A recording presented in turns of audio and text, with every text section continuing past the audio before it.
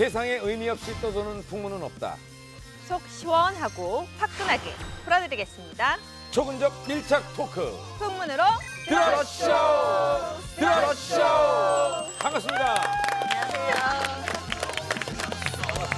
네, 연예계까지 파장을 미친 희대의 사기 사건입니다. 제가 알기로는 이 사건이 단군 이래 최대 사기 사건이라고 하는데 이 세상에 있는 모든 돈이나 귀중품은 다. 천국의 날이 멀지 않았다. 이 사건 때문에 10명 이상의 피해자가 연예계와도 밀접한 관계가 있다는 소문이 있더라고요. 영화 배우 A씨를 비롯해서 탤런트 가요계를 평정했던 자금책에 긴밀하게 연결돼 있지 않았나. 무려 5조 715억 원의 피해액을 내가.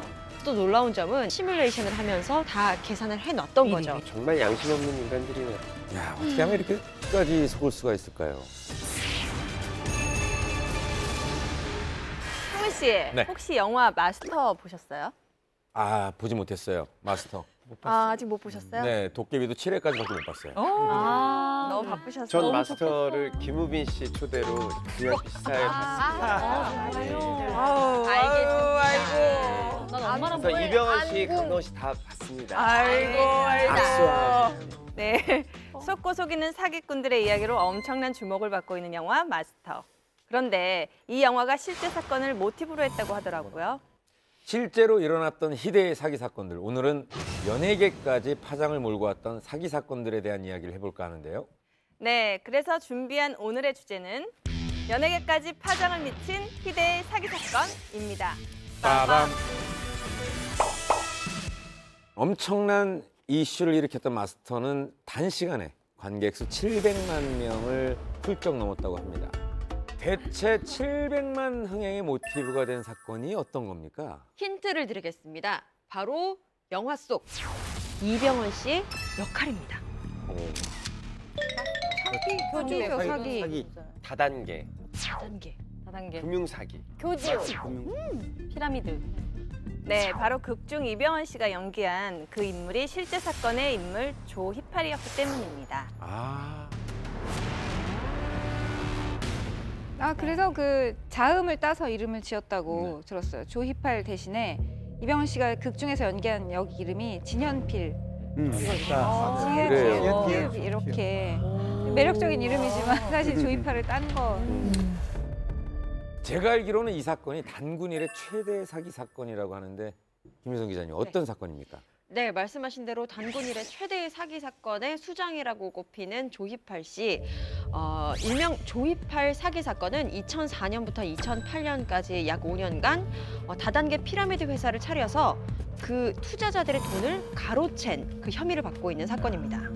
조희팔 사건이 정말 희대의 사기 사건으로 불리는 건데 이게 대구를 본거지로 시작을 해가지고 인천, 부산으로 이어지는 전국적으로 24개 영역을 확대해가면서 엄청나게 사기 사건을 벌였던 건데 규모역도 대단합니다. 2008년 8월에 서산에서 이제 이 조희팔 사건을 수사를 하기 시작하면서 세상에 드러나게 된 그런 사건이었습니다. 아니 구체적으로 어떤 사기를 친 거죠? 굉장히 이제 심플한데 의료기기 임대업을 먼저 시작을 해갖고 안마기기라든지 뭐 골반 교정기 이런 걸 이제 회원들한테 사라고 하는 거예요. 근데 사도 이걸 어디다가 뭐 놔야 장사될 거 아닙니까? 근데 그 놓는 건 우리가 알아서 해줄 테니까 그것만 사면 된다는 거예요. 그러면 1년 동안 최대한 40%, 그러니까 투자금의 40% 정도로 보장을 해준다고 하니까 이거 뭐 안 살 이유가 없는 거죠. 회원들 입장에서는 440만 원만 투자하면 연 최대 뭐 한 40%이 정도 수익을 계속해서 준다고 하니까 뭐 그런 명목으로 이제 투자 사기를 벌인 겁니다. 네, 저도 이번 영화를 통해서 좀 더 구체적으로 알게 되었거든요. 피해 규모도 엄청나던데 혹시 얼마인지 알고 계시는 분 있으신가요? 네, 검찰 조사 결과 2006년부터 2008년까지 2년 5개월 동안 피해자만 7만여 명이 이르고요.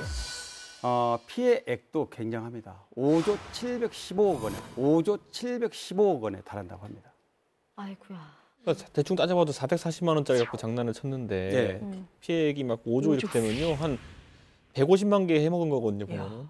그러니까 그 피해자 수가 엄청난 거고 꼭 한 사람이 하나 샀다는 건 아니지만 그래도 최소 몇십만 명 단위의 이런 사기극이었다는 거죠. 그러니까 지금 이야기하신 거는 이제 공식적인 이제 그 발표 부분이고 실제로 이제 바른 가정경제 실천을 위한 시민연대라고 이제 피해 모임이 만들어졌는데요. 이곳에서 이 추산을 한 것은 이제 그 고소를 포기한 사람까지 이 피해자가 한 10만 명이 넘는 것으로 보여지고 그 다음에 또 이제 그 피해 규모가 8조 원에 육박한다고 밝히고 있습니다. 그런데 저는요, 한편으로는 이 조이팔의 범죄 수법이 굉장히 놀랍더라고요. 그 5조 원을 벌 정도로 그 사람들을 속였다는 게 정말 이게 진짜 세상에서 가능한 일인가라는 생각이 들기도 하더라고요.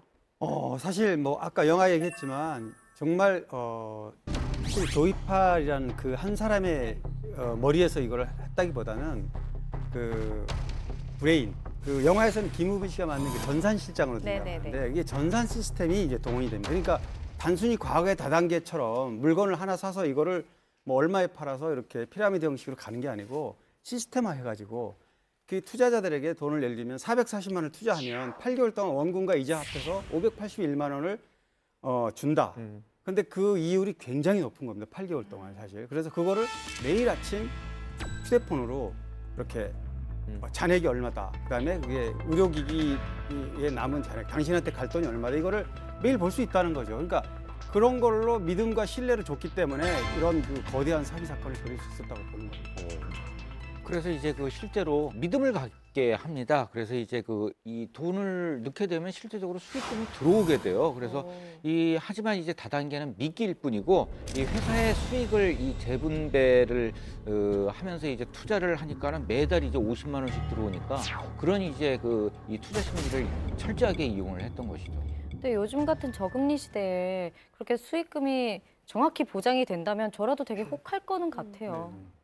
이 방식이니까 굉장히 유명한 사기. 사실은 이제 아랫돌 빼서 윗돌 개는 방식이잖아요. 폰지 사기라고 그러는데 이게 뭐 미국 같은 경우도 어마어마하게 이거 피해를 많이 입기도 하고 스티븐 스필버그 감독도 이 피해 입어서 뭐 한번 뉴스가 된 적이 있고요. 알바니아 같은 경우는 전 인구의 60%가 이 폰지 사기에 빠져가고 어머나. 정권이 바뀌기도 했었어요. 하여튼 굉장히 오래된 사기 방법인데 사람들이 그럼에도 불구하고 굉장히 많이 속는 사기 방법이에요. 그러니까 영화 보시면 알겠지만 그 이병헌 씨가 가가지고 본인이 어쨌든 거의 뭐 체육관, 장충 체육관 정도의 사이즈 안에 들어가가지고 거의 뭐 으쌰으쌰하는 분위기에 이렇게 사람들 들어오고 하면은 설마 나보다 똑똑할 사람들이 이렇게 모여가지고 다 속고 있겠어? 라는 생각, 그리고 대마불사 이런 생각하면서 넘어가는 거죠. 그러니까 실제적으로 이제 그 만약에 이제 사기에 대해서 의심하는 사람들 같은 경우에 원금을 돌려준다 그러면 그냥 믿을 수밖에 없는 것이잖아요. 근데 바로 이들이 쓴 수법이 그런 방법입니다.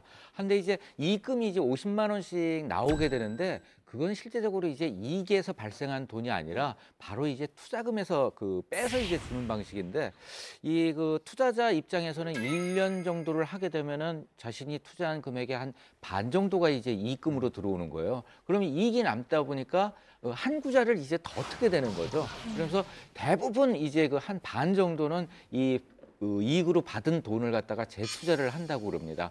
또 그러면서도 의심이 가는 사람들이 있잖아요. 그래서 원금을 다시 돌려달라 그러면 다시 돌려주기까지 하면서 굉장히 크게 고단수 수법을 썼다고 합니다. 결국은 원금 돌려막기잖아요. 이렇게 되면 어느 순간 어디선가 이게 안 될 때가 있거든요. 돌려막다 보면은 카드도 돌려막기 하다가 어디서 빵 터질 때가 있어요. 이거 어떡합니까? 이럴 때. 결국 말씀하신 것처럼 수익금이 어느 순간에 중단이 됩니다. 그러니까 피해자들이 의문을 품기 시작하겠죠. 그러면서 문제를 제기하게 돼요. 그런데 여기서 또 놀라운 점은 조이팔 씨는 이 모든 시기, 이런 상황들을 다 계산을 해놨던 거죠. 미리 다 계산을 해놓고 심지어 시뮬레이션을 하면서 치밀하게 도주 계획을 세웁니다. 그래서 2008년 12월에 중국으로 밀항에 성공하게 되죠. 진짜 잔인할 정도로 치밀하네요. 그러니까 사기꾼들이 사실은 이제 그것만 공부하고 그것만 연습하는 사람들인데 물론 이제 개중에는 정말 안 걸릴 사람도 있을 수는 있겠습니다만 대부분은 그 사기꾼들의 뭐 현란한 말솜씨라든지 이런 것들에 넘어갈 수밖에 없는 그런 상황일 수 있고 특히 조이팔 수법을 좀 보면요. 그 말에도 약간 특징이 좀 있습니다. 그러니까 조이팔이 그 리드엔이라는 금융다단계 회사를 만들면서 거기서 이제 연설을 하는데 1163개, 1163개의 단어를 썼는데 그중에 여러분이란 단어가 가장 많이 쓰였어요. 70번 쓰였고 그다음에 우리, 그다음에 가족 이게 한 40번, 25번 이렇게 쓰였거든요. 그러니까 뭐 숫자 얼마 이런 걸 강조하는 게 아니라 여러분과 나는 가족이다. 우리 함께 가자. 이런 감성적으로 공격을 자꾸 한단 말이에요. 그러면 나도 모르게 점점 젖어들게 되는 거죠. 근데 저도 사실 사기를 직접 당하지는 않았었는데 제가 20살 때 대학생이었을 때 제가 뭐 용돈 받았으면서 학교를 다닐 때였어요. 그래서 친구한테 연락이 온 거예요. 피팅 모델이 좀 필요한데 하루만 도와주면 한 10만 원을 주겠다. 저도 뭐 용돈 벌이로 좋잖아요. 갔어요. 갔는데 걔가 분명히 사무실이 있을 만한 애가 아닌데 4층으로 데려가더라고요. 그래서 엘리베이터 문이 딱 열리고 닫히는 순간 왠지 소리도 그냥 괜히 BGM 나오는 것 같은 거. 빵 닫히는 느낌으로 여기 뭐지? 사람이 너무 많은 거예요. 뭐 쇼핑몰은 사람 많으니까 그래서 가만히 앉아 있었어요. 잠깐만 이러더니 친구가 잠깐 사라졌어. 천천히 보니까 칠판에 그 회장이라는 사람이 자기가 이제 연도별로 막 이제 써놓은 게 있어요. 자기가 돈을 번 내역이 쫙쫙쫙 적혀 있는 거예요. 그래서 아 이거 다단계다. 그래서 친구한테 너무 기분 나쁜 티를 내고 나오려고 하는데 거기 있는 한 몇십 분조차 잠깐 앉아 있었는데 그때 딱 느낀 게 아 나도 속겠구나. 조금만 더 오래 앉아 있었으면 그런 생각이 딱 들더라고요. 저는 우리 룰라 멤버 중에 한 명이 갑자기 아는 회장님이 룰라 계약을 하고 싶다고. 아니, 무턱대고 룰라가 계약할 수는 없지 않냐. 그랬더니 회장님이 룰라 계약하면은 60만 장을 사주겠다고 그랬대요. 근데 무슨 회사인데 어떻게 우리 앨범을 우리 계약하자마자 60만을 살 수 있대? 그랬더니 자기는 잘 모르겠고 한번 만나보라고 자꾸 그래서 만나러 갔어요. 회사를 가는데 회사 중간에 쇼핑몰이 쭉 길게 있더라고요. 그리고 많은 분들이 옆에서 막 교육받는 분들도 있고 뭐가 내가 오는 걸 이미 알고 있는 듯한 느낌의 눈빛들이 이렇게 쭉 뭐가 있으면서 아 내가 여기 끝까지 가서 이분을 만나야 되나 싶은 생각이 들면서 일단 만나긴 했습니다. 어차피 멤버가 좀 만나라고 해서 만난 거니까. 솔직하게 얘기하더라고요. 다단계 회사인데 우리 회사는 회원이 뭐 60만 이상이라 한 명당 한 장씩. 우리 회사에서 만약에 음반이 제작돼서 판매가 되면 기본적으로 아마 그 앨범을 다 사줄 것이다. 그래서 60만 장 이상은 팔린다라고 얘기를 하길래 공선이 최대한 빨리 빠져나올 수 있는 방법을 머릿속으로 생각을 해서 빠져나온 적이 있어요. 근데 거기 그런 데 가면 좀 오래 얘기를 들어야 되기 때문에 기본적으로 저기 구석에 보면요. 빵이랑 우유가 있어요. 오래 얘기를 들어야 돼서 허기진 배를 달리면서 끝까지 들어라. 핑퐁처럼 생기고 얘는 낚였구나 이렇게 쳐다보더라고요. 근데 저는 이제 학번이 94학번인데 98년에 다들 아시다시피 IMF 있었잖아요. 그러다 보니까 이때쯤에 취업이 너무너무 힘들어지니까 수많은 뭐 동기들, 친구들, 뭐 선후배들이 다 서울 송파 어디 거여. 예, 이쪽에 송파동, 거여동. 다 가갖고 친구들한테 전화하고 무슨 양복 하나 입고 와서 이런 경우가 굉장히 많았어요. 그래서 저도 뭐 비슷하게 이제 사무실 한번 끌려갔다가 가방 뺏기고 한 6시간 만에 탈출한 적이 있는데 당하긴 당했네요. 그러면. 그러니까 이제 저는 절대 아니라고 생각을 했었죠. 그때도 아니라고 생각을 했었고 나오고 싶었는데 내가 너한테 이거밖에 안 되냐. 내 말 한 번 정도도 믿을 수 없는 친구냐 우리 사이가. 그건 아닌데라는 말이 나오면서부터 그냥 계속 앉아있게 되는 거예요. 그래서 빠져나오는 것이 굉장히 쉽지 않습니다. 생각보다 불법 다단계 사기를 당한 분들이 꽤 많네요. 그런데 조이팔의 사기 행각에 유명인이 이용됐다는 얘기가 있습니다.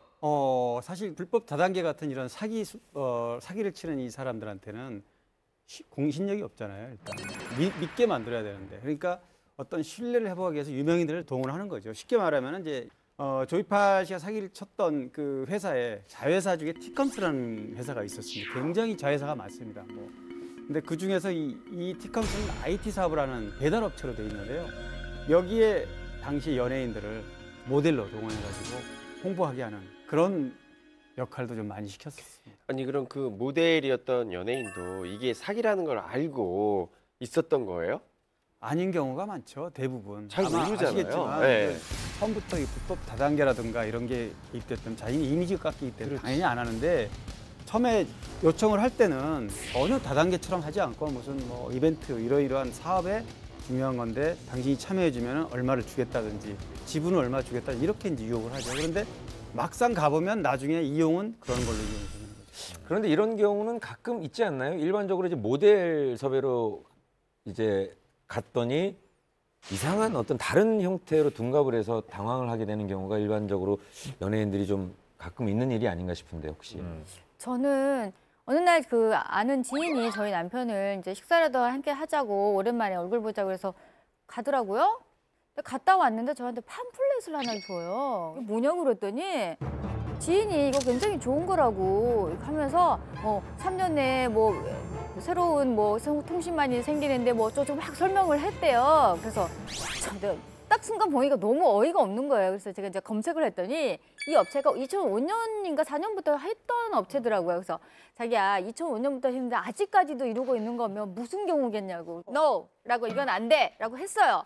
그리고 며칠 있다가 이렇게 검색을 하다 저는 이제 저희 남편 이름이나 제 이름을 검색을 많이 해요. 이제 왜냐면 이제 수집하러 다녀야 되니까 누가 내욕을 하나 이제 잘 누가 내욕을 하나 블로그에 그 팀의 블로그가 있었던 거예요. 그래서 저희 남편의 뒷모습을 사무실에서 이렇게 의자에 앉아 있는 모습 뒤에서 찍은 거예요. 어머. 그러니까 누가 봐도 아 우리 팀에 임요한 씨가 합류했어 이런 느낌의 뉘앙스를 해서 당장 전화했죠. 좋은 말 할 때 내리라고. 그리고 많이 사과를 하더라고요. 근데 그분이 실제로 지금 연예계에 계시는 분이에요 또. 연예계에 계시는 분이에요 또. 아 진짜요? 그래서 저는 연예인이에요? 더 사실 그게 연예인 속상하더라고요. 중에 이제 다단계 이런 뭐 이게 불법인지 아닌지 아직 잘 모르겠습니다만 하여튼 다단계를 하고 있는 친구들이 굉장히 많아요.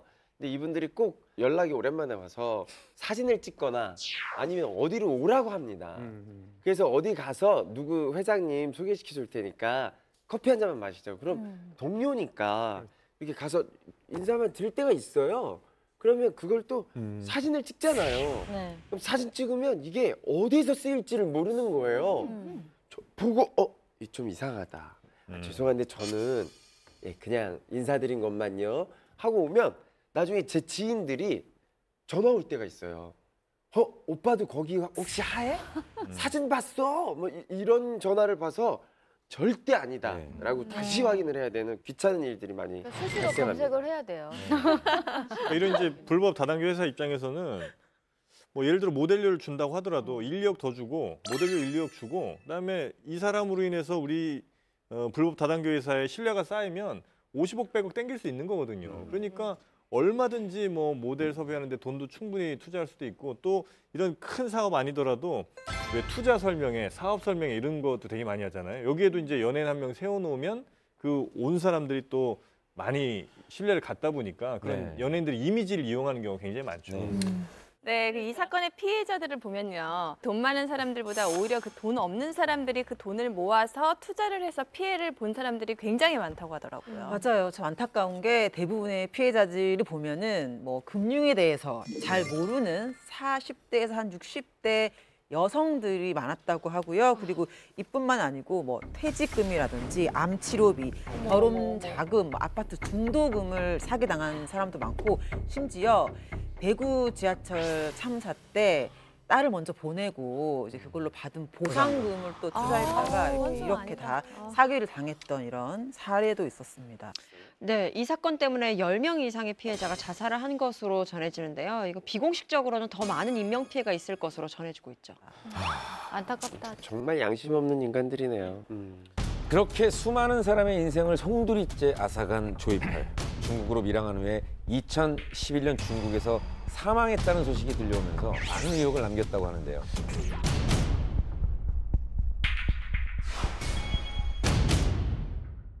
그렇게 수많은 사람의 인생을 송두리째 앗아간 조이팔. 중국으로 밀항한 후에 2011년 중국에서 사망했다는 소식이 들려오면서 많은 의혹을 남겼다고 하는데요.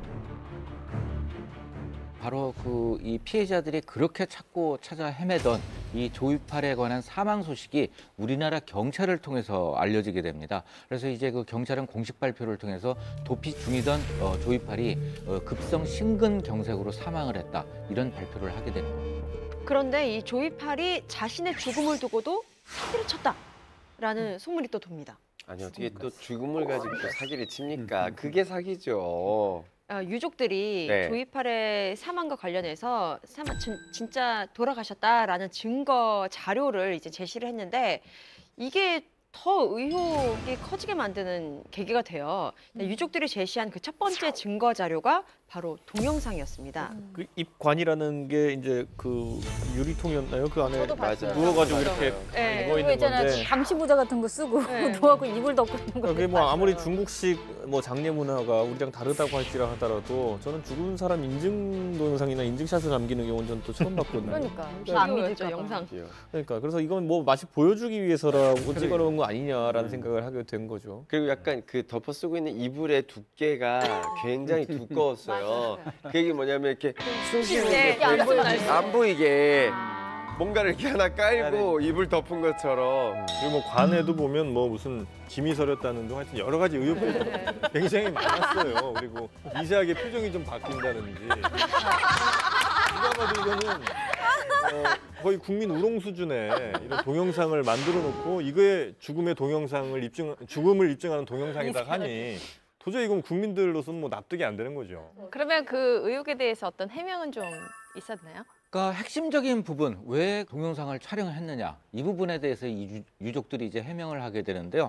바로 이제 그 조이팔이 원한 관계에 있던 측으로부터 청부살인을 당했다는 의혹이 있기 때문에 이 영상을 촬영했다, 이렇게 해명을 했는데 더욱더 의혹이 부풀려졌죠. 유족들이 제시한 두 번째 이 증거는 바로 조이팔의 모발인데요.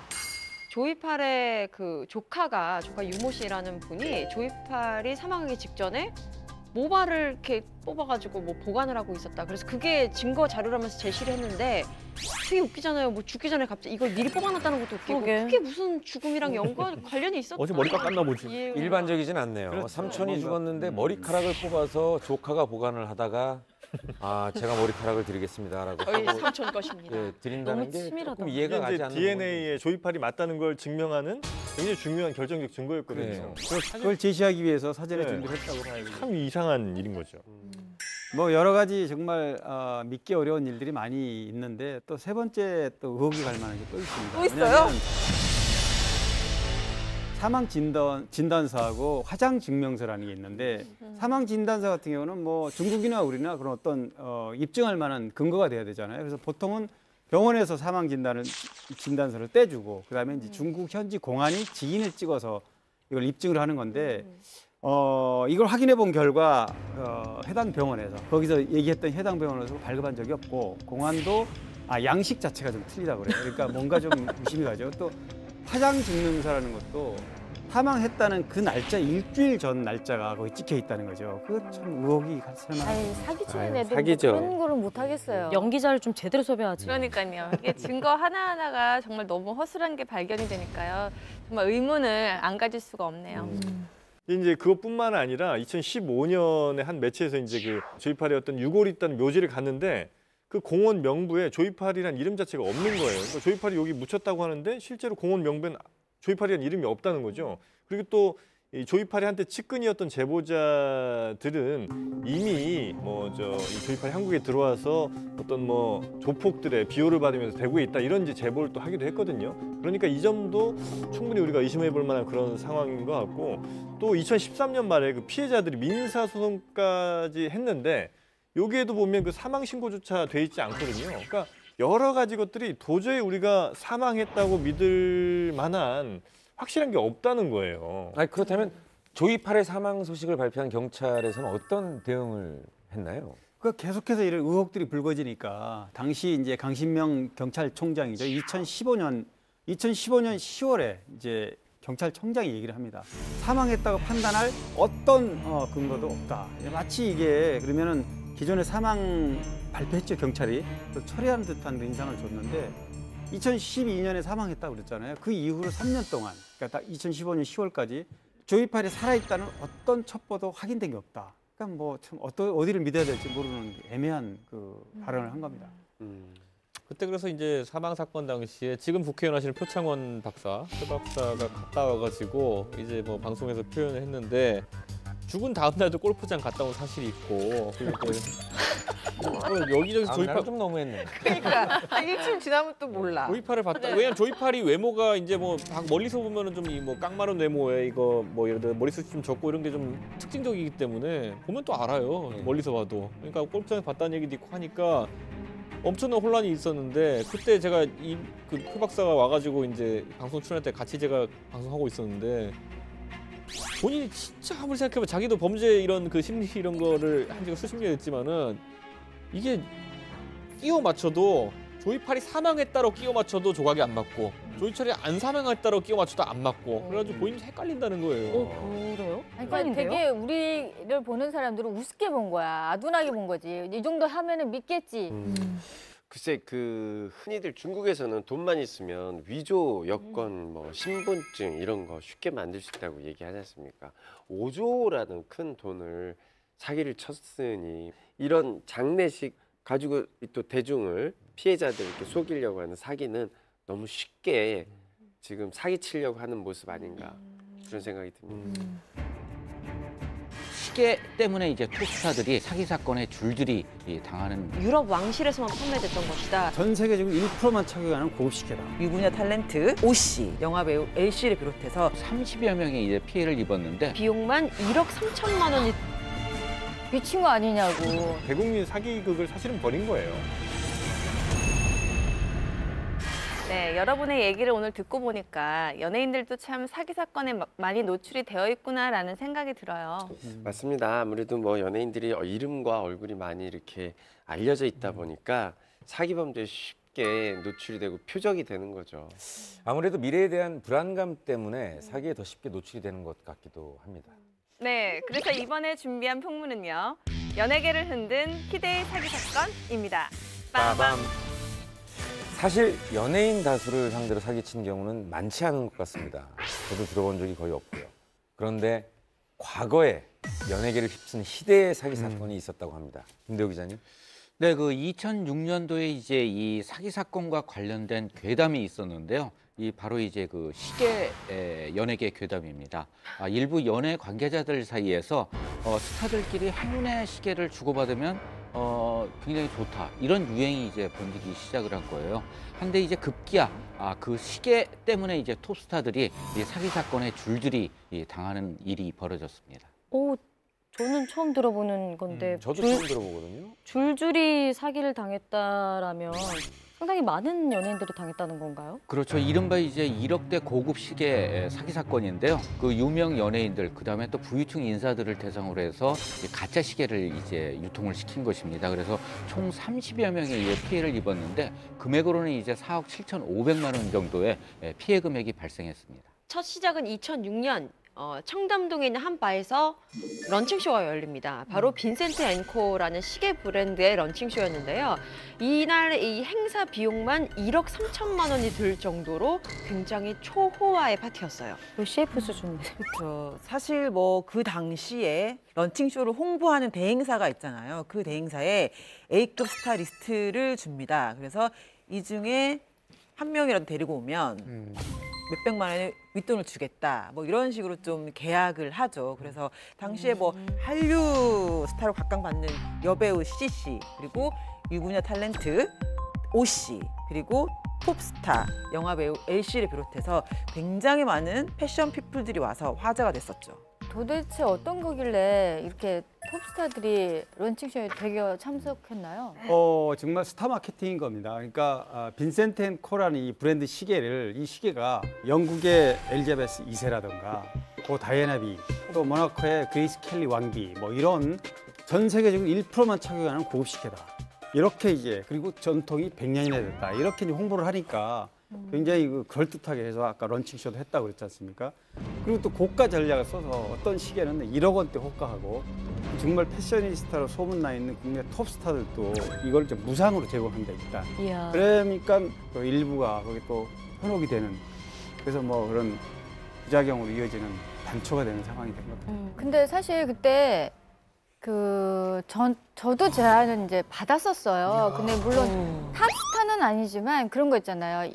이게 1억짜리인데 30%의 가격에 구입할 수 있다라는 얘기를 했었어요. 근데 그래도 3,000이잖아요. 미친 거 아니냐고. 저는 안 갔었거든요. 그래도 되게 싼 기분은 드네요. 1억짜리인데 3,000만 아니 원에 살 그렇죠. 수 근데 있어요. 저는 그 당시에도 대답했던 게 이랬던 걸로 제가 기억해요. 그냥 시계 보려면 핸드폰 들여다보면 된다고, 안 가도 된다고. 저는 그랬던 기억이 나요. 이 당시에 되게 화제가 됐었던 게 이 브랜드가 되게 사기라고 이렇게 판명이 났는데 그럼에도 불구하고 대중들이 볼 때는 이게 예뻐 보였나 봐요. 그래서 이게 알고 보면 어디 무슨 경기도 모처에서 만든 건데. 그냥 만든 거거든요. 네. 그럼에도 불구하고 갖고 싶다. 디자인은 예쁘더라. 뭐 이랬던 사람들도 굉장히 많았던.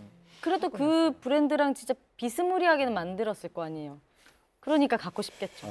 실제적으로는 이 브랜드가 존재하지를 그쵸. 않아요. 그냥 만들고 상표 붙이는 짝퉁이 아니라 짝퉁이 아니라 브랜드라고 만들었는데 그냥 짝퉁이 새로 하나 아니라 만든 거예요, 브랜드를. 정말? 그래서 아무도 소송을 안 걸었고. 브랜드도 되는데 이제 그 시계에서 제일 중요한 거는 이제 무브먼트이잖아요. 그 시계에서 네, 그렇죠. 실제적으로 구동이 되는 것들. 이 시계 같은 경우에는 중국에서 10만 원도 안 되는 그런 무브먼트를 사용을 했었던 것이죠. 그래서 막대한 이익을 얻었습니다. 대단하다.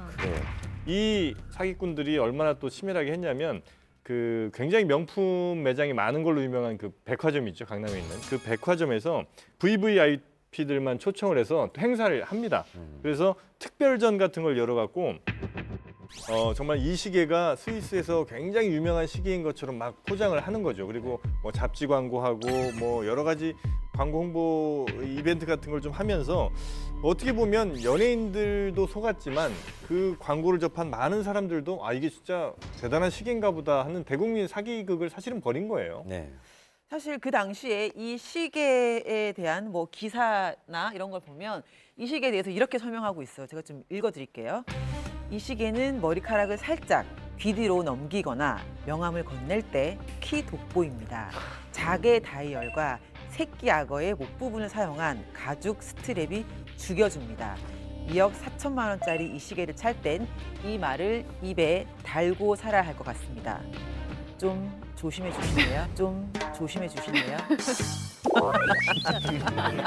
아니, 근데, 새끼 악어의 목 부분 뭐죠? 근데 이게 사실 이해가 안 가는 게 1%밖에 안 차는 시계를 갖고 와서 한국에서 런칭하는데 그러면은 그 시계의 가치란 건 희소성이거든요. 근데 그 런칭 행사에서 막 반값에 할인해서 팔고 막 이렇게 하면은 희소성 자체가 없는 시기가 되어버리기 때문에 애초에 브랜드 전략이 말이 안 되고요. 그리고 뭐 김가인 씨도 초대받고 이런 정도 행사라고 한다면은 굉장히 넓은 범위를 대상으로 한 행사였기 때문에 충분히 조금만 의심했다 그러면은 사기라고 보는 거는 뭐 당연하지 않았을까. 아니 그렇다면 결국은 아니, 직접적으로 피해를 당한 연예인이 있나요? 그렇죠. 있었기 때문에 이 사건화가 됐고요. 경찰이 당시 조사한 결과에 따르면은 이게 대여하거나 협찬받은 연예인들 그런 사람만 10명이 넘고 직접 개인이 구입한 연예인만 또 5명이 되는 걸로 조사를 했습니다. 또 빈센트 앤 코 그 매장의 주변 상인들의 또 말이 이어지고 있는데요. 인기 여성 탤런트 K 씨, 뭐 최근 왕성어 활동을 하고 있는 톱스타 여배우 K 씨, 또 다른 K 씨가 매장에 직접 들러서 산 건 아니지만 본사를 통해서 구입한 시계의 값이 1억 2천만 원짜리라고 해요. 이 시계를 뭐 구입한 것으로 매장 직원에게 들었다라는 전원이 있고 또 평소 베일에 둘러싸인 어떤 신비주의 마케팅을 고수했던 자기 관리에 엄격했던 톱스타 또한 약 9,750만 원 상당의 시계를 구입한 것으로 안다라는 이야기가 전해져서 또 화들짝 놀랐죠. 뭐 또 소문에 들리기로는 이 시계를 구입한 한 여배우 같은 경우 이제 너무 이 시계를 아낀 나머지 해외에 나갈 때는 이제 작은 박스에 고이고이 챙겨서 아이고. 갖고 나가기도 했고요. 또 지 멋있듯이. 한 패션 스타일리스트는 이때 굉장히 은밀하게 이제 유혹적인 뭐 이런 이미지의 새로운 브랜드로 어필을 했기 때문에 이 시계가 없으면 약간 왕따 당하는 분위기까지 갔었다 이렇게 얘기를 하기도 했다고 합니다. 그러니까 이분은 그때 이제 이 시계가 유행을 하고 있으니까 한마디로 분위기에 딱 쓸린 거네요. 근데 좀 이해를 좀 해줄 수 있는 부분이 연예인들은 사실 좀 자기가 좀 유행에 좀 뒤처져 있다라는 생각이 들면 약간은 좀 맞춰가려고 하는 부분도 있거든요. 근데 저도 이렇게 좀 사실 이렇게 우리들 여자들이 가방 같은 거 좋아하잖아요. 그래서 가방을 이렇게 장에 넣어놨다가 사실 유행이 조금 지나면 멋있죠? 왠지 조금 들기가 약간 좀 민망한 좀 그런 게 있어요. 그래서 그런 심리를 좀 이용한 게 아닌가라는 좀 생각이 드네요. 사실 뭐 더욱 놀라운 사실은 검찰 수사 결과 이제 이 피해자에게 연예인 장부라는 게 따로 있었다고 해요. 이제 더욱 뭐 좀 재밌는 것은 이 언급된 연예인들에게 경찰에서 좀 전화를 한 통씩 하니까 나는 모르는 일이다 뭐 이렇게 발뺌을 했다고 하는데 아마도 뭐 이미 보상받을 수도 없을 뿐더러 좀 괜히 이렇게 고가의 물건을 샀다라고 좀 알려지면 또 비난을 받을까 봐 그렇게 했던 것 같아요. 그러니까 제가 봤을 때 이 사건은 사기의 본질도 분명히 존재하고 왜냐하면 원산지나 이런 걸 속였을 테니까. 근데 솔직히 말하면 그냥 싼 걸 비싸게 팔아먹은 사건에 가깝기 때문에 오히려 한 사람이 바보 되는 성격의 이런 사건이었던 것 같아요. 창피할 수 있죠. 그것도 있고, 그러니까 싼 제품을 비싸게 판 것뿐만 아니라 이제 광고에 허위 광고가 있었죠. 예를 들면 그레이스 켈리가 찼다, 혹은 뭐 다이애나비가 찼다, 이런 허위 광고도 분명히 좀 있었고, 그다음에 또 판매 대금의 뭐 최고 한 45% 절반 가까이를 주는 조건으로 이 시기에 국내 대리점 운영권을 주겠다면서 미용업체 대표 등에게 뭐 2억 원씩 받는 등 총 4명으로부터 15억 원을 가로챈, 이건 이제 명백한 사기인 거니까 뭐 이런 혐의 등으로 이제 잡혀가게 됐죠. 야, 어떻게 하면 이렇게까지 속을 수가 있을까요? 나름 좀 치밀했던 것 같아요. 일단 부품 같은 거는 홍콩이랑 중국에서 들여와서 국내의 어떤 곳에서 그냥 조립해서 판 제품이라고 해요. 그런데 이거를 유럽 왕실에서만 판매됐던 것이다라고 속이기도 했고, 또 수입 신고 필증을 따내기 위해서 그 만든 제품 중에 일부를 다시 스위스로 다 가지고 가서 역수입하는 그런 방법도 했다고 해요. 근데 또 제가 여기서 또 궁금한 거 하나는요. 이분들이 그렇게 또 사기를 쳤을 때 어떤 연줄이 있어야지만 그런 행사들을 치를 수 있었을 텐데 연예계에 어떤 또 연줄이 있었던 건가요? 바로 이제 그 유명 연예인들이 자주 가는 헤어숍 원장이 이번 이 사기 사건에 연루가 됩니다. 그래서 이제 그 총판을 맡은 이제 개인 사업가라고 속였는데 이 헤어숍 원장도 실제적으로는 이제 이 시계가 가짜라는 사실에 대해서 전혀 알지를 못한 상황에서 그 이제 이 시계에 대한 홍보를 하고 그다음에 영업을 하고 판매 알선을 했었던 것이죠. 근데 뭐 꼬리가 길면 밟힙니다. 허술한 점이 하나하나씩 드러나기 시작하는데요. 왜 대부분 명품 시계들은 AS를 맡기면 본사가 해외에 있으니까 한 달 정도 걸려요. 근데 이 시계는 한 2, 3일이면 되는 거예요. 왜냐하면 지들이 꼼냥꼼냥 하니까. 지하철 앞에도 대 맡기는 거죠. 그렇죠. 그래서 이제 슬금슬금 이분도 좀 이상하다. 그거를 줬대요. 꼼냥꼼냥하다. 같은 걸 새 거를 줬다고요? 그러니까 리퍼. 원가가 뭐 10만 원밖에 안 되니까 줄 수 있는 거죠. 근데 여기서 궁금한 게 있는데 도대체 이 피의자는 도대체 누구예요? 이 시계 봉이 김선달의 이제 그 경력은 그냥 그 스위스 교포 개인 사업자라는 정도만 이제 알려져 있어요. 그래서 국내 대기업의 오너와의 친분을 이제 자랑하기도 했었다고 하는데 친분이 있었는지는 확인이 되지 않았고요. 어쨌든 이 사건으로 인해 가지고 징역 4년의 실형을 받았습니다. 짧게 받았네. 그런데 이런 논란이 되었던 사기 사건을 얘기하다 보니까 연예인을 향한 사기 사건이 꽤 많은데 왜 이렇게 연예인들이 불법 사기 사건에 타깃이 되는 걸까요? 연예인들 같은 경우에는 일단 이런 사기 사건에 휘말렸을 때 신고를 잘 안 한다는 특성이 있잖아요. 본인들의 이미지 같은 게 있다 보니까. 그러니까 형벌을 받을 가능성이 굉장히 낮은 거예요. 반면에 뭐 일부 연예인들 같은 경우는 이제 짧은 시간에는 굉장히 많은 돈을 벌다 보니까 잘만 하면 꽤 많은 돈을 한 번에 얻을 수 있단 말이죠. 그러니까 기대 이익이 굉장히 큰 반면 위험도가 굉장히 낮은 대상이 아니었나 이렇게 생각을 합니다. 연예인들 스스로도 어쩌면 내가 이 행사에 초대받았다는 것 자체에 대해서 되게 감사하게 되게 기쁘게 생각하는 그 순간 오히려 사기에 휘말릴 가능성이 더 높아지는 것 같아요. 뭘 좀 알아보고 가거나 이렇게 해야 되는데 투자를 하거나 해야 되는데 그냥 좋은 기회인가 봐 이렇게 되게 짧게 생각하고 미래에 대한 불안감과 그것이 합쳐지면서 좀 휘말리기 쉬운 것이 아닌가 싶어요. 박정은 씨가 한 얘기가 제 얘기예요. 제가 잘 알아보지 못하고 간 행사가 있었어요. 그래서 되게 제가 신인이었는데 돈을 되게 많이 주는 거예요. 행사에서 와서 사회만 봐달라. 그래서 무슨 약 런칭하는 행사인데 아유, 벌써 냄새가 나는데. 근데 냄새가 약 나. 갔는데 대본을 보니까 좀 신기해요. 영생을 하는 약이에요. 대본을 보니까 영생합니다. 물론 그러니까 미리 대본을 받지 않아. 그러니까 미리 대본 못 받았죠. 행사니까 금방 가서 하고 1시간만 하고 나오면 되니까. 보니까 영생까지는 좋았어. 그래 오래 사는 약인가 보지. 근데 밑에 보니까 평생 죽지 않고 막 불로장생하고 막 이런 벌레로 만든 가루 약인 거예요. 그래서 좀 이상하다. 큰일 났다. 빨리 가야 되겠다. 이게 제 이미지에 타격도 있는 거잖아. 어찌됐든. 그래서 이러고 있었는데 갑자기 옆에서 행사 관계자가 무릎을 꿇으라는 거예요. 무릎을 꿇으라는 거예요. 어머, 무릎 지금이라고 무릎 꿇으시라고. 제가요? 왜요? 근데 저기서 하얀 옷, 교주 옷을 입고 누가 나오시는 거예요. 음악도 되게 웅장해 딱 나오시는 거예요. 근데 거기에 계신 몇백 명이었거든요. 정말 신도들처럼 좀 와 이러면서 막 무릎을 꿇으시는데 순간 무릎을 꿇으라니까 꿇긴 꿇었죠. 이게 되죠, 그 분위기에. 아 빨리 나가야 되겠다. 진짜 제가 신인이어서 그나마 다행이지. 제가 만약에 지금 갔더라면 저 나갈게요. 그냥 이러고 나갔을 거예요 아마. 연예계 종사자가 연예인에게 수십억 사기를 친 사건이 사모펀드를 하고 있는데 거의 고급 정보가 좀 많다. 투자를 해라. 무려 46억 원을 최근에 또 일어났었어요. 20여 차례 걸쳐가지고 돈을 받아낸 이분은 결국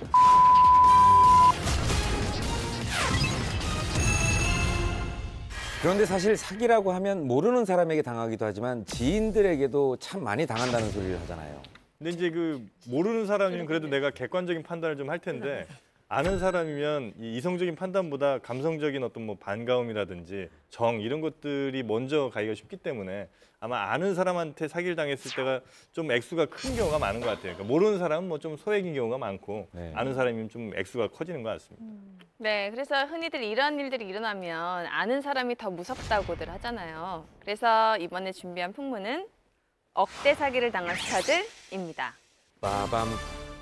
몇 년 전의 일이죠. 연예계 종사자가 연예인에게 수십억 사기를 친 사건이 있었습니다. 네, 바로 정우성 씨가 지인에게 사기를 당한 사건입니다. 예전에 풍문쇼에서도 한번 다룬 적이 있었는데 오랫동안 알고 지내던 드라마 작가가 정우성 씨에게 무려 46억 원을 사기친 사건이 드러나면서 정말 깜짝 놀랐었죠. 정우성 씨하고 친분이 있으면 저희가 정말 알만한 유명한 작가가 아닌가요? 이 박예랑 씨라는 작가인데요. 뭐 저는 잘 압니다. 90년대 초중반부터 2000년, 90년대 후반까지 꽤 그래도 나름 이름을 가졌던 작가였는데 제 기억에 지금도 그 당시에 굉장히 예쁘장했고 맞아요. 사교성도 있고 그래서 방송과 PD들도 친분 관계가 좀 돈독했던 것 같아요. 그리고 연예 기자들도 자연스럽게 이제 드라마 작가이다 보니까 뭐 캐스팅 관련 이런 것도 얘기도 하고 이러다 보니까 이제 뭐 가끔 만나고 그랬는데 이 박예랑 작가가 나중에는 패션 사업이라든가 뭐 출판사도 하면서 여러 가지 이제 돈 문제 얽히면서 이런 사기 사건의 주인공이 된 것 같아요. 저는 배우가 아니라서 이 얘기는 처음 듣는데 작가의 사업까지 다양한 활동을 할 정도면 엄청난 수완이 있었나 봅니다. 근데 박 작가는 뭐 사업적으로도 굉장히 뭐 수완이 좋았던 것 같아요. 그래서 패션 브랜드를 하나 런칭했는데 얼마 되지 않아 그 업계에서 1위까지 했었고 홈쇼핑에 진출해서도 굉장히 큰 수익을 올렸었죠. 그래서 뭐 작가도 굉장히 성공했지만 사업가로도 당시에는 굉장히 성공한 작가로 기억이 됩니다. 이 박예랑 작가가 이제 이 연예인들 사이에서도 사업적 수완 능력이나 뭐 어떤 재력 이런 부분들을 강조할 기회가 생겼었는데 바로 이제 2006년도에 결혼하면서부터입니다. 이 결혼 상대자가 이제 MBA 출신이에요. 그리고 또 이제 지금 현재는 이제 대형 로펌 변호사로 재직 중인데 이 사람과 결혼을 하면서 결혼식장에도 이 수많은 연예인의 결혼에 못지않은 스타들이 많이 참석을 했습니다. 네, 뭐 이 박예랑 작가 결혼 굉장히 방송가에서는 조금 화제가 됐었습니다. 그 사회를 이제 공영진 씨가 맡고요. 또 연예인들도 굉장히 이제 묵직한 황신혜 씨, 박상원 씨, 또 박정수 씨, 그다음에 뭐 나중에 장관도 했던 손숙 씨죠, 연극 배우. 이런 분들이 많이 참석을 했고 한 300명 정도 참석을 했는데 방송가에서는 꽤 화제가 좀 됐던 그런 결혼식이었죠. 아니 뭐 연예인하고 작가하고 친할 수 있어요. 뭐 작품을 할 수도 있고 뭐 친할 수 있는데 도대체 어떻게 해서 정우성 씨한테 사기를 치게 된 거예요? 이 박예랑 작가랑 정우성 씨의 관계가 이제 2007년에 한 영화제에서 처음 알게 되는데, 물론 이제 그 전에도 서로 이름 정도는 알겠습니다만, 그때 이제 박 작가가 정우성 씨에게 내가 이제 그 재벌가 사람들과 함께하는 사모펀드를 하고 있는데 거기 좀 고급 정보가 좀 많다. 그래서 거기에 같이 좀 해줄 테니까 투자를 해라. 이렇게 이제 시작이 된 거죠. 근데 이제 그 박 작가가 정우성에게 이제 그 받아낸 돈이 무려 46억 원이라고 하는데, 이것은 이제 한꺼번에 전해진 돈이 아니라 20차례에 걸쳐서 나뉘어서 시기도 이제 굉장히 좀 긴 세월 동안에 전해졌기 때문에 조금 계획적이지 않았나 하는 생각이 듭니다. 하지만 이제 정우성 씨는 이 일이 알려지자 이미 오래전의 일이다라고 그러면서 툭 털어버리는 이 발언을 하게 됩니다. 그래서 이제 애초에는 이제 그 정우성 씨가 그 고소를 하지 않겠다 이런 의사를 밝혔는데, 실제적으로 이제 고소 의사를 밝히지도 않았고, 또 이제 본인은 이제 그 물질적으로 피해는 입었고 또 정신적으로 피해는 입었지만은 더 이상 언급되는 게 더 큰 피해다라고 하면서 이제 이 작가의 처벌을 원하지 않았습니다. 정우성 씨가 워낙에 성품이 착해요. 대단히 착하고 사람 좋기로 유명합니다. 그리고 사람 잘 믿고. 그래서 아마도 이런 박예랑 작가라는 그 사람이 그동안에 해왔던 어떤 커리어들을 믿고 자신이 계속해서 그냥 끝까지 자기 스스로를 믿겠죠. 나중에는 나의 선택이 잘못된 게 아니야 라는 그런 생각이 아마 끝까지 이렇게 피해가 커졌었던 것 같은데, 피해를 당한 후의 처신도 내가 그냥 내 잘못이니까 내가 감수하겠다 라는 그런 게 정우성 씨 가장 거죠. 빠르죠. 받을 수 없는 상대가 받을 수 없는 상대라면 빨리 포기하고 내가 버는 게 낫다는 생각을 지인하고 했었는데. 돈 문제가 엮여서 좋은 결과를 낳는 걸 진짜 보기 되게 드물거든요. 그래서 저는 제 남편하고도 약속을 했던 부분이 지인하고 돈 거래하지 말 것, 투자 절대 하지 말 것. 이거는 정말 딱 지키면 사람을 잃지 않고 뭐 주위에 친구들도 그대로 있고. 그럼요. 네, 그런데 여기 박 작가의 사기 행각이 여기서 끝이 아니라면서요? 그렇습니다. 이 정우성 씨가 고소를 안 했잖아요. 근데 그럼 당연히 뭐 사기 혐의로 피소될 일이 없는데, 사기 혐의로 피소가 됐어요. 왜냐하면 정우성 씨 이외에 또 다른 피해자들이 있었기 때문인데, 바로 요즘 뭐 푸른 바다의 전설이란 드라마에서 굉장히 활발한 연기를 보여주고 있는 황신혜 씨. 이 황신혜 씨가 또 이 박예랑 작가는 굉장히 또 친분이 깊었다고 그래요. 그래서 뭐 언니 동생처럼 지낼 정도고 뭐 같이 여행도 다닐 정도라고 하는데, 그런 어떤 그 친분을 이용해서 사기를 또 벌인 겁니다. 그럼 뭐 정우성 씨처럼 또 수십억을 당한 건가요?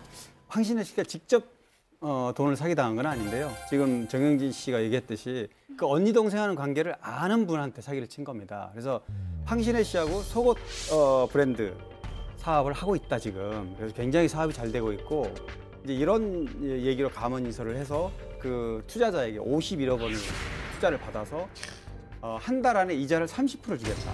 사실 이자가 30%라는 건 이런 거에는 사실 속지 말아야 되는데, 거기에 또 어떤 믿음을 가지고 돈을 건넸다가 이제 사기를 당한 건데, 결국 뭐 이 투자자는 박 작가가 이자는커녕 원금 모든 걸 다 자기 그 사업하다 빚진 그 빚 돌려막기에 다 써버려가지고 고스란히 사기를 당한 겁니다.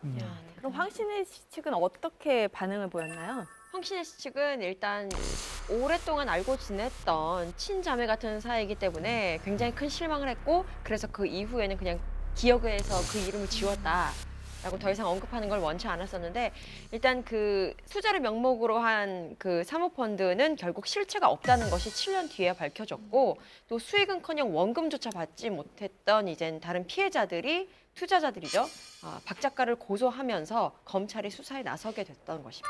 좀 안타까운 일도 있습니다. 이 박 작가한테 사기를 당한 연예 기자도 한 명 있습니다. 그래서 뭐 저도 잘 아는 분인데, 그분은 이제 박예랑 작가가 수년 전에 돈을 빌려가서 잠적을 했다가 어느 날 갑자기 나타나서 돈을 갚더라는 거죠.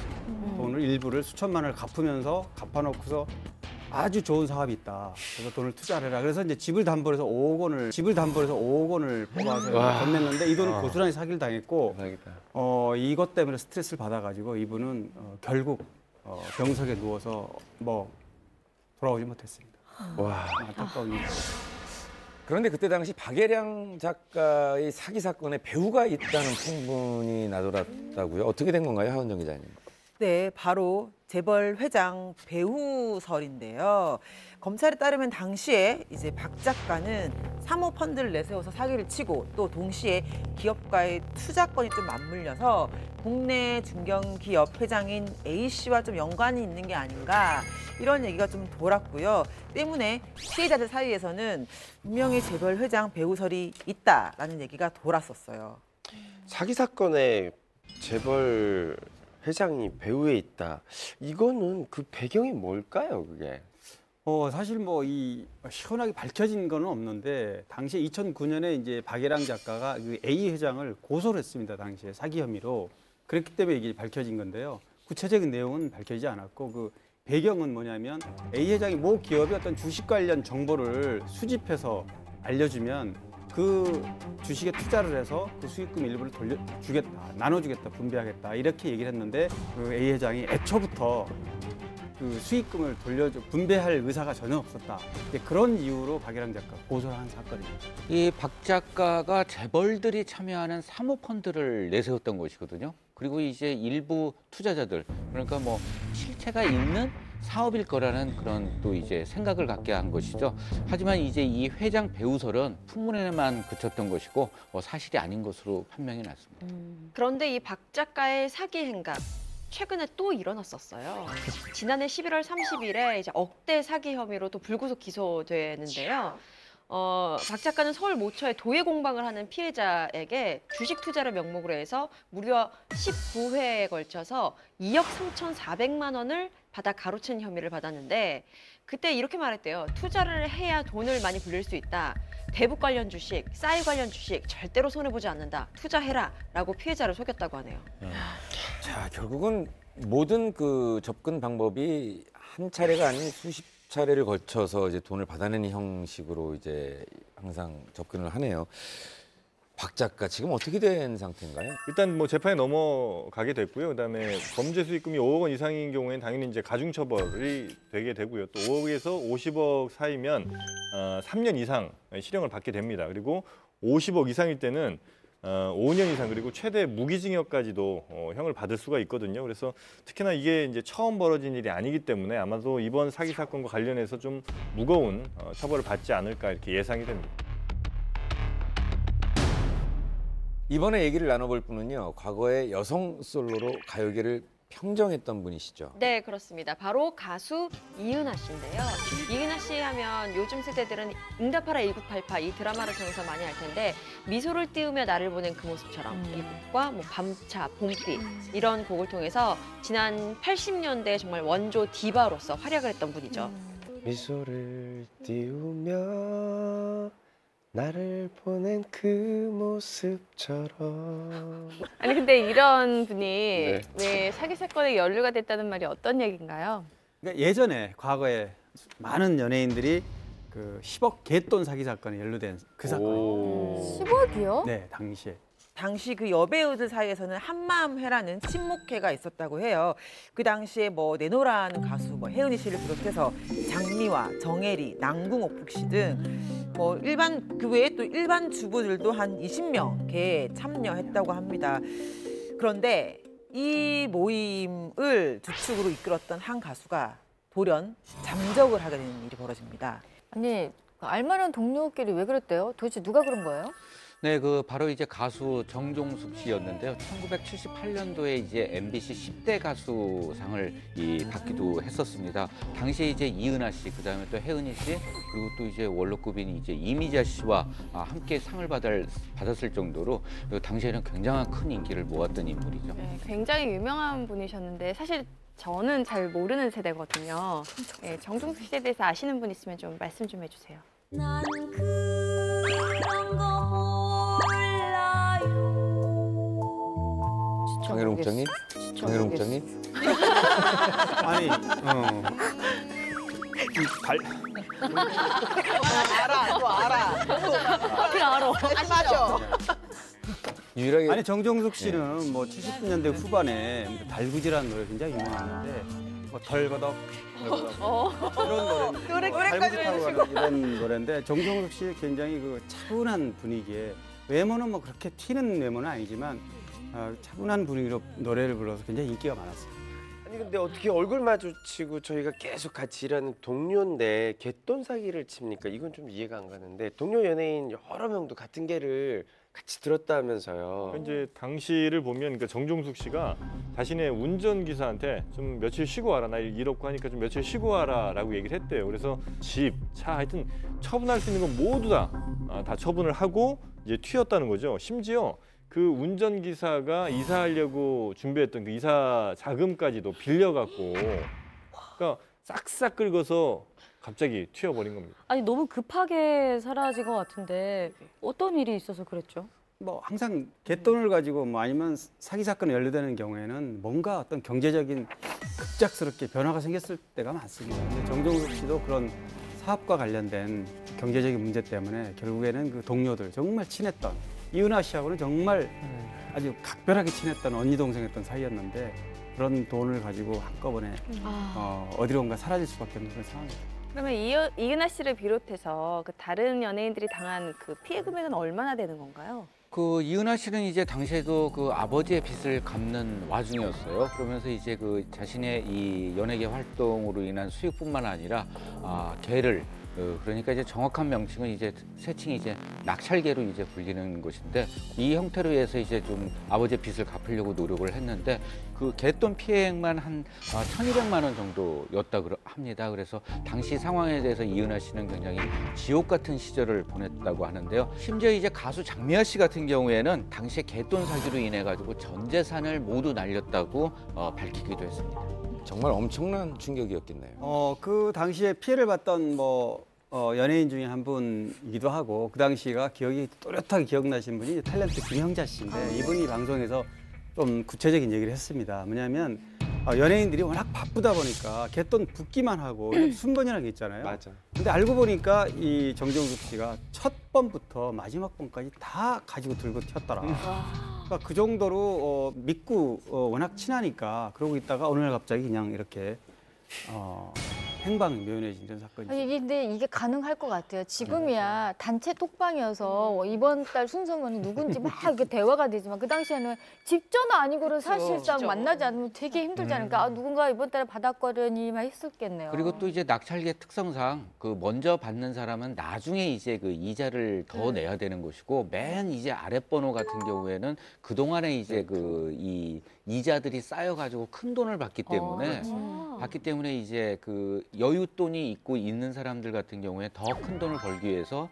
맨 끝번호로 가게 되거든요. 그러면 이익이 커지기 때문에 하다 보니까 연예인들 같은 경우에는 뭐 그렇게 급하지 않다 보니까 뒷번호로 가면서 앞번호에 대해서 이제 그 정종숙 씨가 다 이제 그 차지했던 것으로 보입니다. 그러니까 이 얘기를 하니까 그 생각이 좀 드네요. 최순실 씨가 도피하면서도 갯돈은 뭐 입금했다라는 뉴스. 그만큼 갯돈에 대한 중요성을 또 갖고 있는 분들은 그렇죠. 네, 그 정도로 중요하게 생각하나 봅니다. 아무튼 뭐 되게 심각한데 정종숙 씨는 그럼 갑자기 어디로 사라진 걸까요? 뭐 사실 나름대로 어떤 경제적으로 어렵다 보니까 본인은 다른 연예인들은 몰랐지만 좀 준비를 해서 한꺼번에 들고 이렇게 이제 해외로 도피를 했는데 캐나다를 거쳐서 칠레 이런 데도 다니면서 이제 그 수사망을 피했다고 그래 당시에는. 근데 지금은 뭐 미국 시애틀 쪽에서 식당을 한다 이걸 목격한 사람이 있다 그럽니다. 아니 그걸 잡으러 가야지. 아니면 잡으러 가면 되는 거 아니에요? 근데 시애틀이면 뭐. 이 사기 사건 같은 경우에는 해외로 도주를 하면 공소시효가 중지된대요. 그래서 그 사람이 지금 한국에 들어오면 뭐 처벌이 가능하지만 이 정종숙 씨가 한국에 들어올지 안 올지도 모르고 들어온다면 언제 올지도 모르는 상황이기 때문에 모든 것이 스톱된 상태라고 보면 되겠죠. 같은 동료의 입장으로서 그 돈을 얼마나 힘든 과정을 거쳐서 모은 것인지 알면 이렇게 등을 돌리기가 쉽지 않을 텐데 참 안타깝습니다.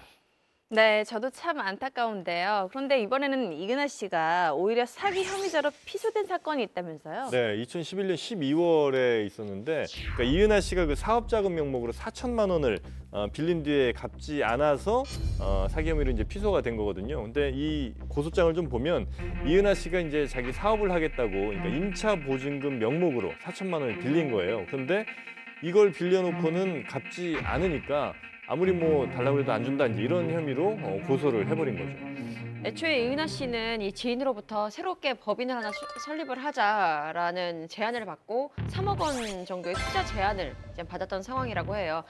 그런데 이후 이제 사무실을 얻고 법인을 이제 다시 설립하는 그 과정에서 지인과 함께 투자금을 냈는데 이 지인은 4천만 원을 내고 이은하 씨는 1,000만 원을 냈다고 합니다. 그 알고 보니 고소인 영호 씨는 함께 투자금을 냈던 그 지인의 직원이었다고 해요. 그래서 사업 투자가 진행되던 중에 지인이 갑작스럽게 죽게 됩니다. 근데 회사 통장에서는 4천만 원이 빠져나가자 이은하 씨를 고소하게 된 거죠. 사기 혐의로. 근데 갑자기 돌아가셨다면 사실 그 지인하고 이은하 씨하고 사이에 어떤 그런 얘기가 이미 되어 있었던 게 아닐까요? 그래서 조금 그 부분에 좀 의문이 가는 부분이 뭐냐면, 그러니까 이은하 씨 소속사가 나중에 해명한 내용은 또 이거 정반대입니다. 뭐냐면 4천만 원을 이은하 씨가 빌려갔다가 안 갚아서 사기로 지금 고소가 당하는 건데, 그게 아니다. 원래 이은하 씨가 6천만 원을 그 지인한테 줬고 그 6천만 원 중에 4천만 원 돌려받은 거다. 그런데 그 4천만 원 돌려받은 거를 빌려서 안 갚았다고 하는 거는 어불성설이다. 이렇게 얘기를 합니다. 그래서 이제 이은하 씨의 이제 소속사 측에서는 그 무고죄로 이제 반소를 제기하려다가 소를 취하하는 것을 마무리했다고 하면서 필요하다면 이제 팩스로 이 고소 취하 통지서를 보내주겠다며 적극적으로 이제 진화에 나서게 됩니다. 같은 연예인의 입장으로 동료에게 사기를 치고 당했다고 하니 참 마음이 무거운데요. 이런 일이 정말 가능합니까? 저는 뭐 동료들 사이에서 한동안 그 축의금 때문에 논란이 있었던 적이 있는데 유독 이제 경조사에 잘 가는 동료가 있었어요. 아무튼 그분께 부탁을 좀 많이 했었어요. 주변에서 막 한 10명, 11명 뭐 이런 식으로 부탁을 했는데 나중에 보니까 아예 그냥 명단만 좀 방명록만 써놓고 아예 내질 않았더라고요. 돈은 중간에서 받고 중간에서 그 돈을 계속 챙긴 거예요. 매번 경조사에 가면서 그랬었는데 그 이후로 다들 이제 인증샷이 유행이 된 거예요. 누구한테 부탁을 하면 무조건 돈을 쫙 10장 쫙 펴서 인증샷 찍어서 넣는 것까지 이렇게 찍는 게 저희끼리 이제 사이에 이렇게 번진 거예요. 좀 그랬죠. 그러게요. 정말 저도 이해가 안 되는데요. 이번에 얘기할 스타의 사건은 법적 공방으로까지 간 그런 사건이라고 합니다.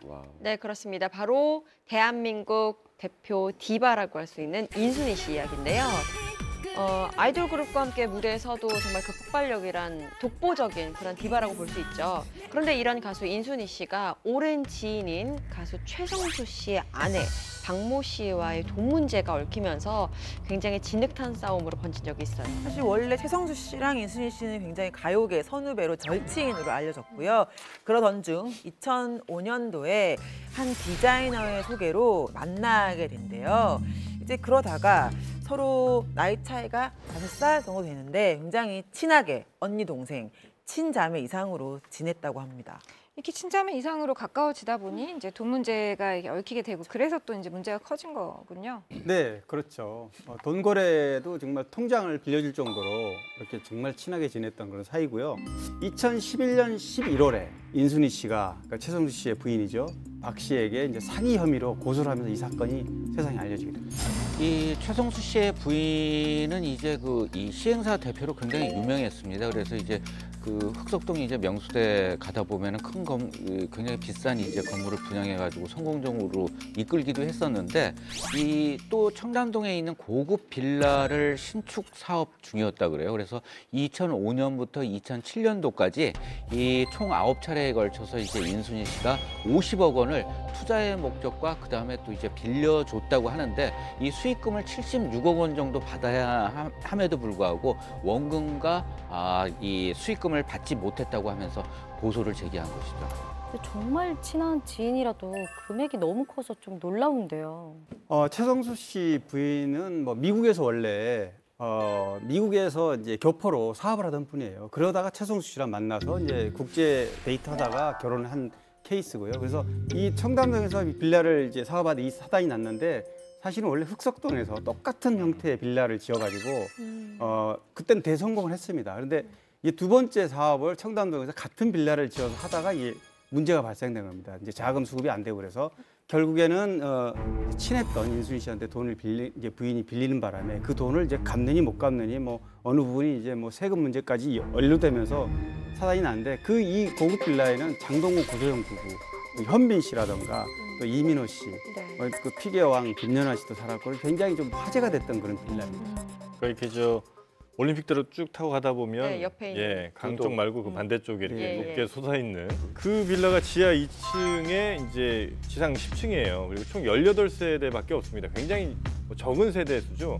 그래서 그 장동건 고소영 씨 같은 경우가 이제 신혼집으로 여기를 택했는데 대략 한 120평, 그러니까 396제곱미터 되는 그 넓이가 30억 원대였다고 하고요.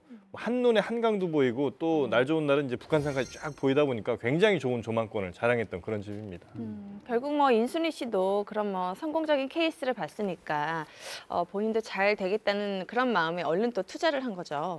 네, 그런데 이 흑석동 빌라는 괜찮았는데 흑석동과 똑같이 그 진 청담동 그 빌라 같은 경우에는 제대로 좀 잘 안 됐다고 해요. 예상보다 분양 실적이 좋지 않았기 때문에 이 투자 회수조차도 어려워진 상황에 놓였다고 하는데 바로 이 과정에서 인순이 씨는 이 돈을 빌려주고 갚지 못했다라고 주장을 했고 이 박 씨는 아니다 갚았다라고 주장하면서 틈이 벌어진 거죠.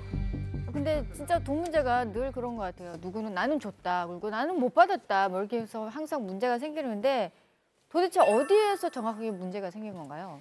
바로 앤디 워홀이 여기서 등장합니다. 앤디 워홀? 네, 맞아요. 앤디 워홀의 작품이죠. 흑석동, 청담동 이렇게 넘어가다가 갑자기 앤디 워홀로. 앤디 워홀의 작품이죠. 제키와 플라워 이 두 작품 때문에 일이 불거집니다. 아니, 어떤 연관성으로 그럼 일이 이렇게 연결이 되는 거죠? 최성수 씨 아내 박 씨 같은 경우에는 이 앤디 워홀의 작품 두 점으로 인해서 이 모든 빚을 인순이 씨의 그 빚을 다 변제했다라고 주장했는데 인순이 씨는 아니다라고 주장을 한 거죠. 76억 원을 앤디 워홀 그림으로 갚았다라는 얘기죠. 근데 앤디 워홀 작품이면은 그래도 한 점당 수십억 하지 않습니까? 네, 그러면 두 점이면 어떻게 보면 변제하고도 남는 가격이 아니었을까 생각이. 원래 뭐 특정 작가가 뭐 이렇게 뭐 수천억대 작품이 있다 하더라도 모든 작품이 그런 건 또 아니거든요. 그렇기 때문에 실제 재벌가에서는 뭐 이런 작품 수집 같은 거 많이 하겠지만 앤디 워홀 같은 경우는 실제로 몇백억, 뭐 천억대 가는 것도 있긴 하지만은 어떤 작품이냐에 따라 가지고 달라질 텐데 76억 어치 하는 건지는 좀 궁금하긴 하네요. 이 플라워와 이제 제키라고 이제 말씀해 주셨는데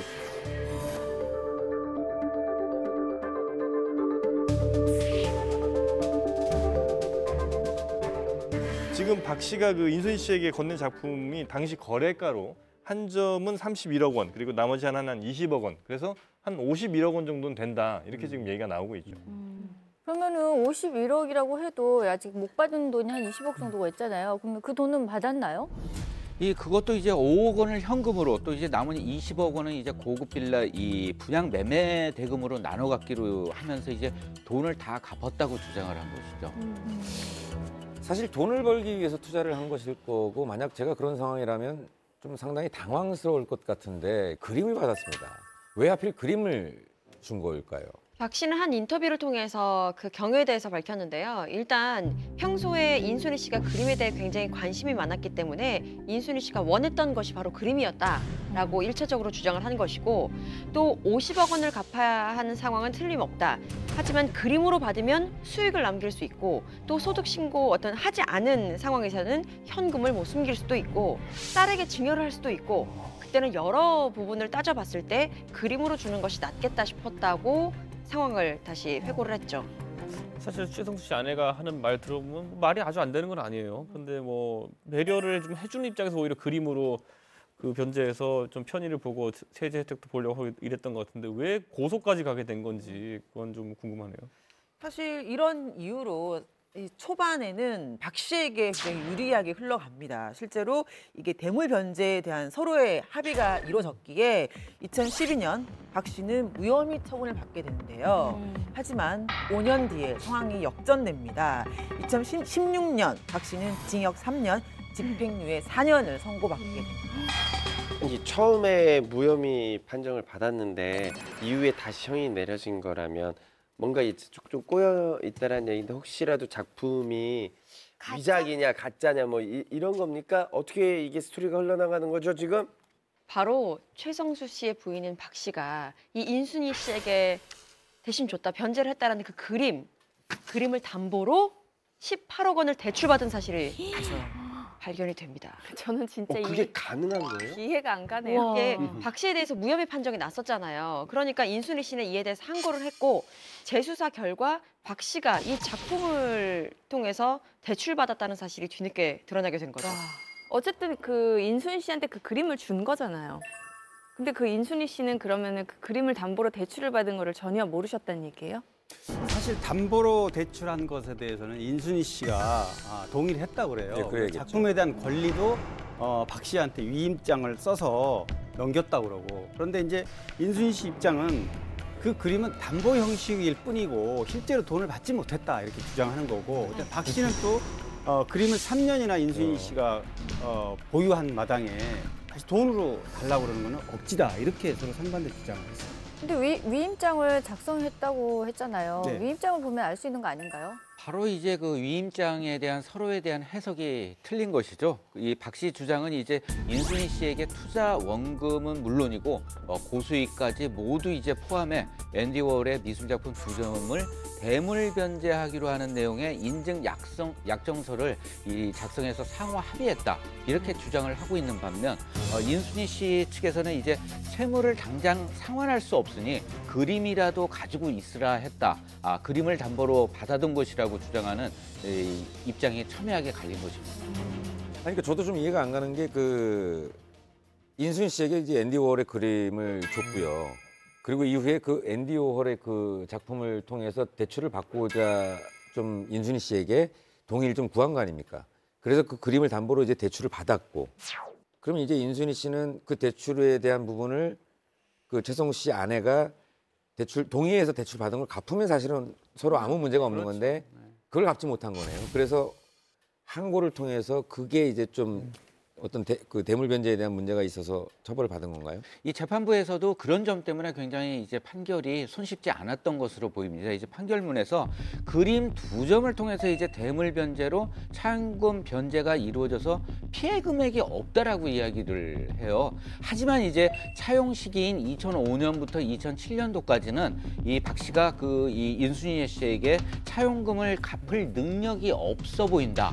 라고 하면서 이제 그 항소심까지 진행된 재판에서 작년 11월 징역 3년에 집행유예 4년을 선고한 것이죠. 사기죄로.